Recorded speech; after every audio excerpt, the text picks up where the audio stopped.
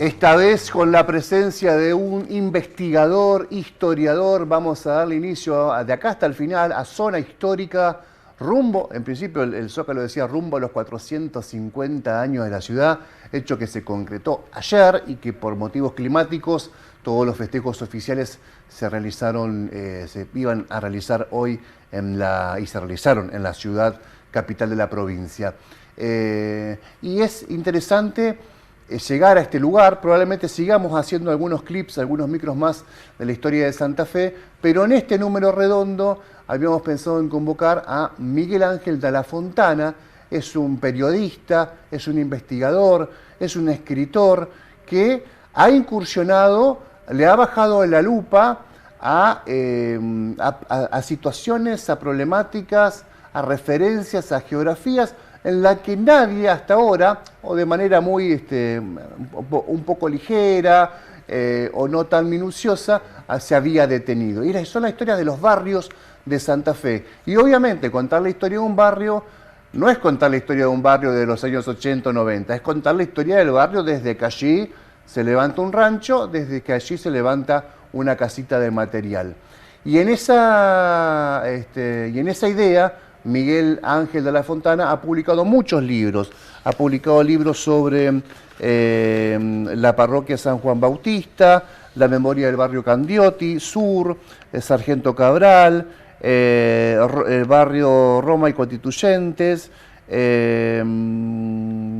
También ha publicado La ciudad detrás de la historia en el 2017, Alto Verde, Fomento 9 de Julio, La ciudad invisible, esto es buenísimo, lo va a contar él dentro de un rato, Piquete Las Flores y todos sus barrios, y también recientemente hecho que va a concretar con una presentación pública la próxima semana, el barrio Sunchales alrededor de la estación Mitre, donde ahí ha profundizado sobre otro aspecto de la ciudad invisible, la proliferación, el emplazamiento de la ciudad roja, de la ciudad de los prostíbulos, de las casas de citas, de los cabarets.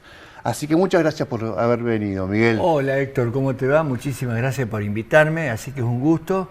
Y bueno, vamos a festejar estos 450 años recordando un poquito nuestra ciudad y un poco los barrios de nuestra ciudad. Haceme un trazo grueso de lo que vos investigaste desde que comenzaste a interesarte por la historia de los barrios. Mira, los barrios de la ciudad se puede considerar que a partir de lo que es el siglo XX comenzaron a conformarse propiamente los barrios de la ciudad, porque el barrio sur, que todos conocemos y que no se extendía más de lo que es calle Mendoza, calle Urquiza por el oeste, el punto de partida lo va a dar a partir de 1887 con el trazado del Boulevard Gálvez, que va a ser el punto de inflexión con la nueva ciudad y los nuevos barrios, es decir, calles anchas, veredas anchas, la llegada del automóvil, por supuesto, y un enclave fundamental que fue el barrio Candioti Sur, que también trae aparejado infraestructura importante, que fue la construcción de Aguas Provinciales de Santa Fe y la usina Calchines, que hoy conocida usina Calchines, que era la usina de los ingleses, donde tenía la parada lo que eran los tranvías para aquella época. Esa que está sobre la LEM. Esa que está sobre la LEM. Claro, uno dice, ¿qué desubicado esto con la mirada de hoy? Sí, claro. No quiero ponerme en contra de nada, pero digo, hay dos cuestiones que digo, ¿qué desubicado que está ahí? El frigorífico de pollos. Claro. Y la estación Calchines. Exacto. ¿No? La estación Calchines, la estación Calchines que también está sobre Calchines mismo, ¿no es Exacto. cierto? Por eso se llama Calchines. Exacto, sí, sí. Y que se ve desde ahora, de lo que es la avenida Lem. Después se van a ir conformando toda la estructura de los barrios más céntricos. Hoy podríamos decir que Fomento 9 de Julio, Ócer, Escalante, María Selva, serían el centro, diríamos, de la ciudad. Antes el centro de la ciudad era el barrio Candioti Sur. Van a nacer todos estos barrios que tienen una identidad, que tienen más de 100 años, que tienen una marcada tendencia a lo que es los barrios italianizantes, franceses, españoles. Pensemos en toda la inmigración que ha llegado a la ciudad de Santa Fe y que es los que se conformaron propiamente dicho. Pero no tenemos esa sola ciudad, tenemos varias ciudades dentro de una ciudad. Entonces por eso esa bien mención que dijiste sobre Ciudad Invisible, que es uno de los libros que va a ser una trilogía. La primera es Piquete de la Flor y sus barrios. Después voy a trabajar ahora lo que es la prostitución en Santa Fe, 1900-1936, la zona roja, que era Barrio Sunchales, era lo que conformaba alrededor lo que era la estación Mitre. Y después voy a hacer una trilogía y voy a hablar sobre los barrios del Cristo Obrero, que son los barrios que conforman el oeste de nuestra ciudad.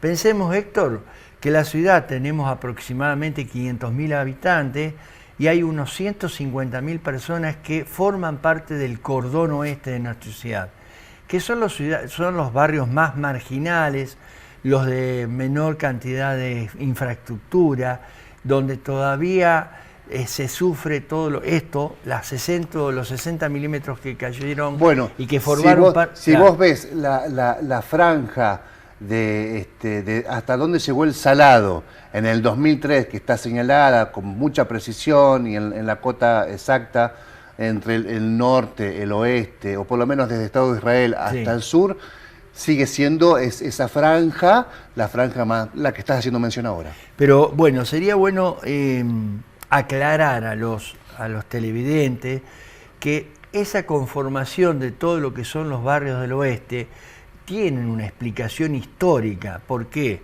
Porque las cotas del Salado están, es decir, todos los barrios están debajo de las cotas permitidas de crecimiento poblacional o construcción de viviendas.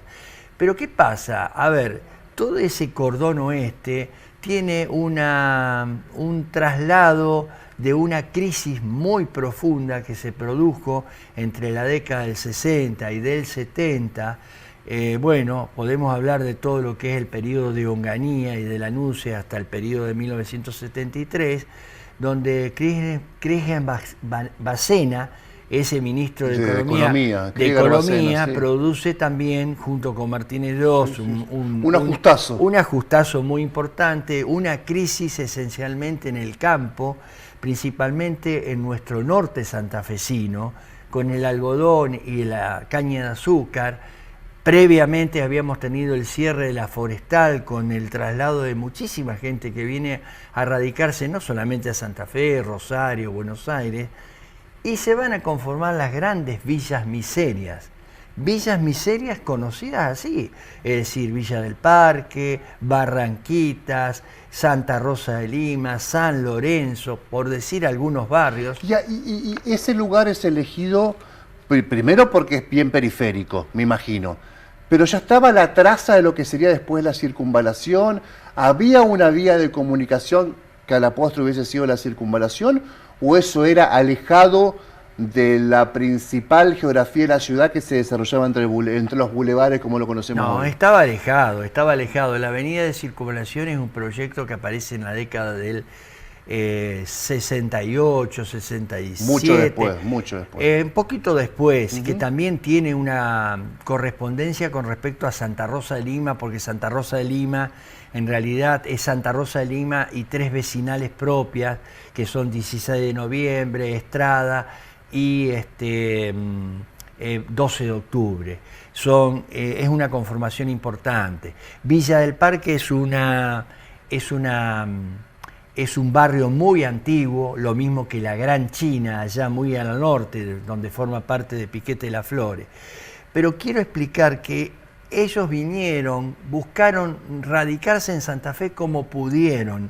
No había mucha. La llegada de chaqueños, de correntinos, de formoseños y principalmente de norteños del norte de nuestra ciudad, con esto que estábamos hablando de la forestal, la crisis algodonera, la crisis azucarera, primero se radicaron con ranchos y después construyeron sus viviendas de material. Entonces no hay una intervención del Estado para poder levantar esas tierras. Es decir, hoy tiene una explicación por qué están debajo de la cota y por qué, bueno, después va a venir todo el tema de los reservorios que tenemos hoy.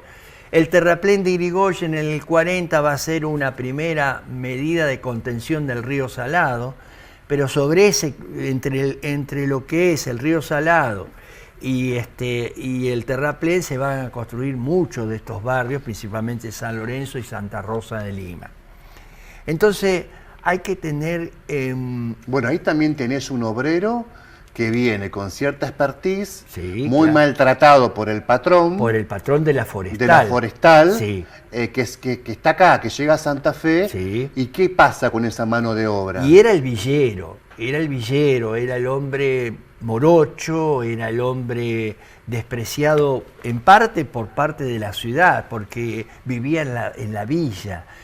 Tenía que cruzar esa vía todos los días para poder forjar un pequeño esfuerzo y mantener a su familia. Casi todos eran obreros, y principalmente campesinos. Pensemos que ese campesino se va a tener que adaptar a esta ciudad. Y no es tan fácil porque los modos, las costumbres, los hábitos y la tradición que tenían allá en el norte para incorporarse a esta ciudad, que era una ciudad pujante, porque Santa Fe para la década del 60, pensemos, Héctor, que hay una serie entre el 60 y el 70 hay una serie de infraestructuras importantes. Autopista Santa Fe Rosario, túnel Santa Fe Paraná. Tenemos el trazado en 1970 de la nueva avenida Blas Pareda, el proyecto de la avenida de circunvalación, sí, la construcción de lo que es el puente Oroño y toda su... Es decir, hay una serie de modificaciones muy importantes que son impactantes para una ciudad que también tenía un desarrollo. Teníamos el puerto y teníamos toda la zona industrial que todavía estaba en crecimiento. La Fiat, la DKB, Tatul Richard, por decir tres nombres importantes de nuestra ciudad. Es decir, Santa Fe era atrayente para mucha gente, por eso quedaron en Santa Fe. Y tenemos hoy esta conformación que podemos decir, qué diferente que somos, no solamente desde lo social, sino desde las características físicas, ¿no? Porque siempre digo lo mismo, yo por ahí voy en el colectivo y miro a las personas y digo, fíjate vos, esta composición física tiene que ver con algo de afrodescendientes que han traído o algo de mestizaje del indio con el criollo, porque de eso se trata nuestro norte santafesino y que hoy está enraizado dentro de nuestra ciudad. Sí, sí, ni que hablar. Hay no tenemos tanto tiempo como el que a mí me gustaría, pero tenemos todavía unos minutitos para seguir hablando. Ahí te metes te zambullís en la historia para después terminar con la cuestión de los prostíbulos, que me interesa mucho por el laburo que hiciste. Alto Verde. Alto Verde nace al calor de la construcción, del diseño primero y la construcción del puerto. Por supuesto, el canal de acceso con 6 kilómetros que se comenzó haciendo a pala, que después por supuesto se terminó con algunos elementos. En ese momento, cuando el puerto de Santa Fe, que se habilita en 1911 y se comienza en 1904, todo el albardón de lo que es hoy Alto Verde, por supuesto que era muy angosto porque era una extensión de 6 kilómetros por 50, nada más.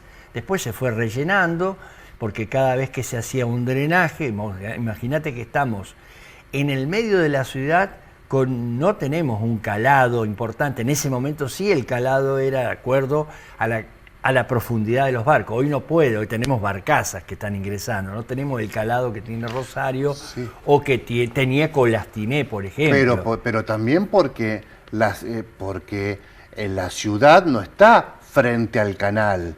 El canal está 6 kilómetros hacia hacia el norte. Hacia el norte. Hacia el sur. Hacia el sur, exacto. Exacto.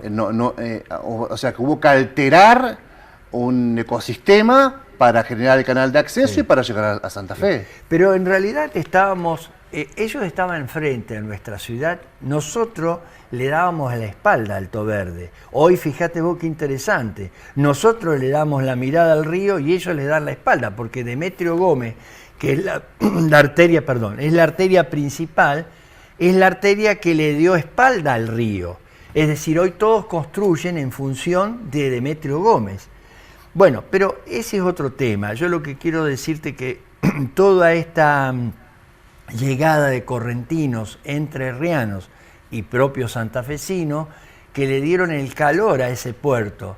Es interesante cómo se formó ese primer barrio fluvial, igual que Centenario. Son los dos primeros barrios fluviales que se conformaron. El más fluvial de todos es Alto Verde. Bueno, tiene una identidad muy particular y pensemos que Alto Verde hasta 1962 estaba incomunicado a través después del puente Palito, ¿no es cierto? Hoy Héroes. Gestión de Silvestre Begni, ¿no? Gestión de Silvestre Begni es muy importante de 1958 a 1962. El agua potable recién llega en 1949, por canillas públicas, por supuesto. Vos ponete a pensar que prácticamente esa población tuvo una identidad muy particular, que hoy, por supuesto, no tiene la trayectoria o la continuidad que tuvieron aquellos primeros pobladores que formaron parte de lo que es Alto Verde. Pero es interesante todavía recostar también en La Boca, que era el final de lo que es el canal de acceso, que tiene 6 kilómetros, esa es tiene otra identidad. Así que bueno, estos son los barrios que más periféricos, diríamos, de la ciudad de Santa Fe, Héctor. Y vos me decís por qué ingresé a lo que es Ciudad Invisible. Sí. A mí me gustó cuando hice la investigación, porque uno siempre es curioso. Creo que el periodismo te da esta posibilidad de ser curioso, de preguntarse siempre por qué y para qué, cuán, y las 5 preguntas básicas, ¿no es cierto?, que con los cuales fuimos nos enseñaron. Cuando yo me ingresé a lo que eran los barrios del oeste de la ciudad, me sorprendí, porque la verdad que también desconocía mucho. Nosotros, los que vivimos entre bulevares, los que vivimos cerca del puerto, cerca de las avenidas, muchas veces desconocemos cómo están conformados esos barrios.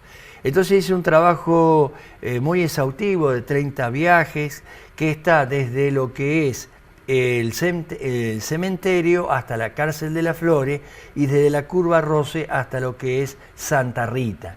Me ingresé ahí, son los barrios más marginales, Santo Domingo, La Loma, Loyola Sur, Loyola Norte, Jesuita, ya muy pegado a lo que es la circunvalación.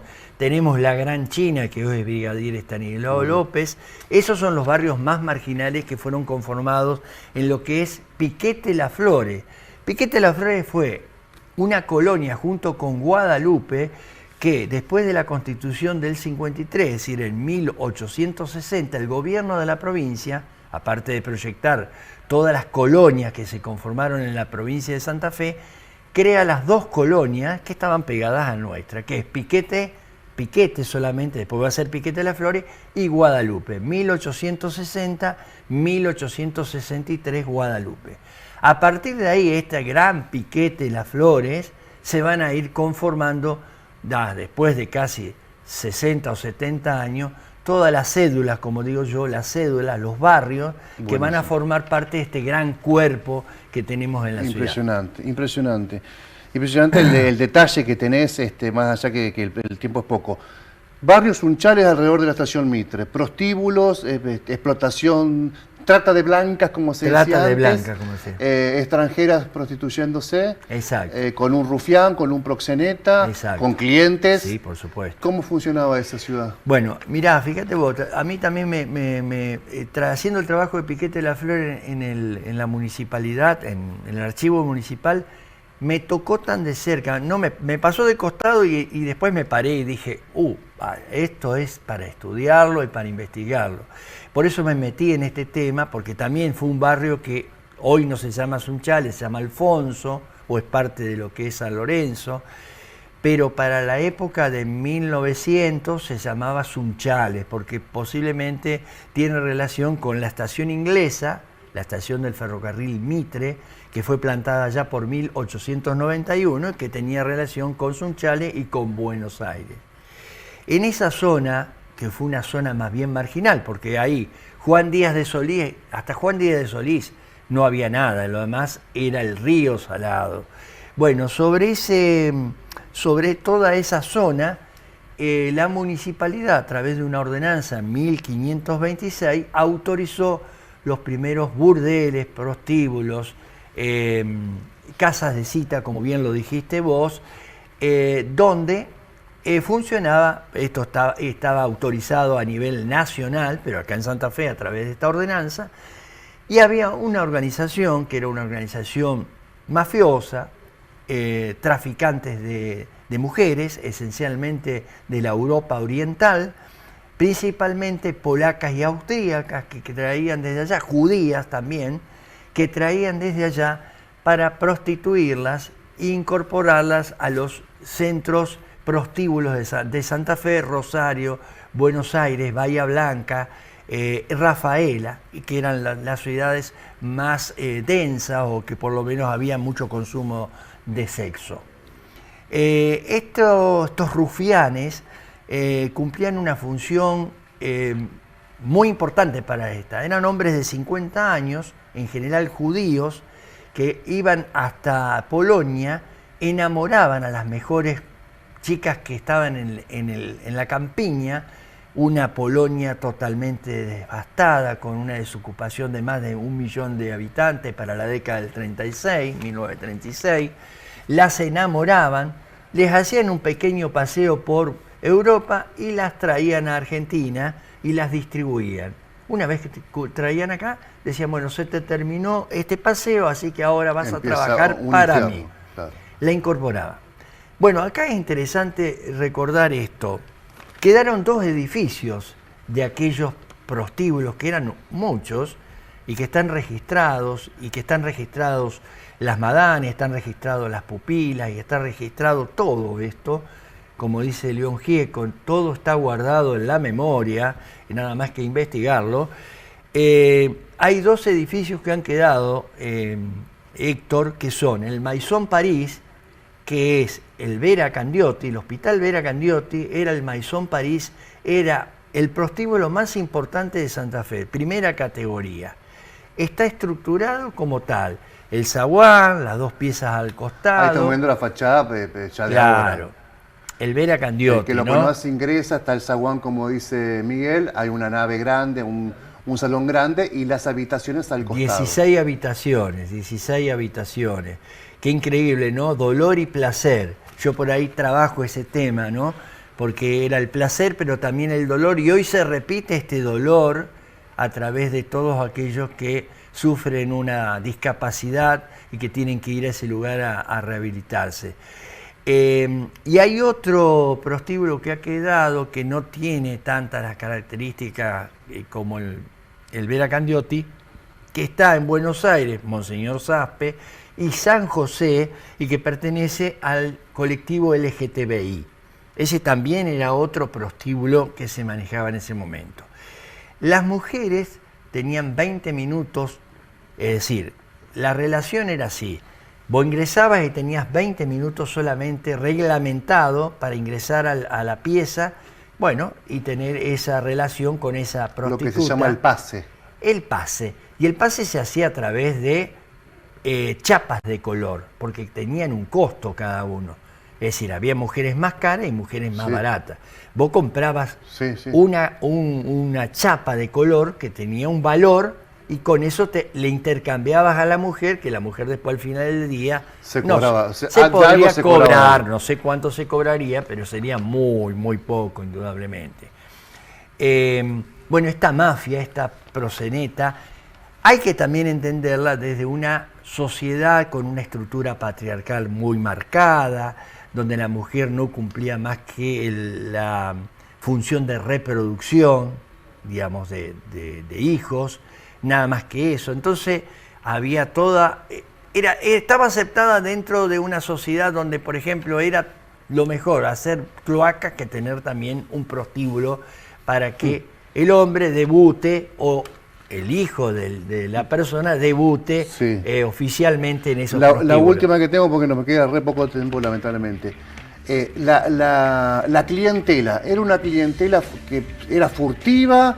¿Era una clientela que intentaba ocultarse o era una diversión más entre las diversiones que ofrecía la ciudad? No, depende de dónde era, porque acordémonos que teníamos de primera, de segunda y de tercer prostíbulo. Lo de primera categoría indudablemente eran personas que tenían un poder económico importante y que a su vez tenían un prestigio dentro de la ciudad. Fíjate vos que muchos coches que llevaban a estas personalidades, en general el chofer tenía que tapar la patente esencialmente y ir camuflado lo mejor posible, porque se sabía que indudablemente si se identificaba la patente se sabía que tal persona, y no quiero marcar ninguna categoría de persona o de profesión, vamos a decir así. Quedaba como un tramposo. Quedaba como un tramposo. El próximo jueves se presenta el libro. El jueves que viene a las 19:30 en la Biblioteca Galvez, que depende de la Universidad Nacional del Litoral, presento el libro. Vamos a tener ahí un pequeño video para mostrar un poco cómo se conforma esa época y cómo es el libro, y vamos a tener una persona que va a representar, vamos a hacer arte contemporáneo con música de piano para representar a ese sufrimiento, a ese dolor que han tenido estas mujeres que han pasado por esa esclavitud. Gracias, Miguel, me quedé sin tiempo.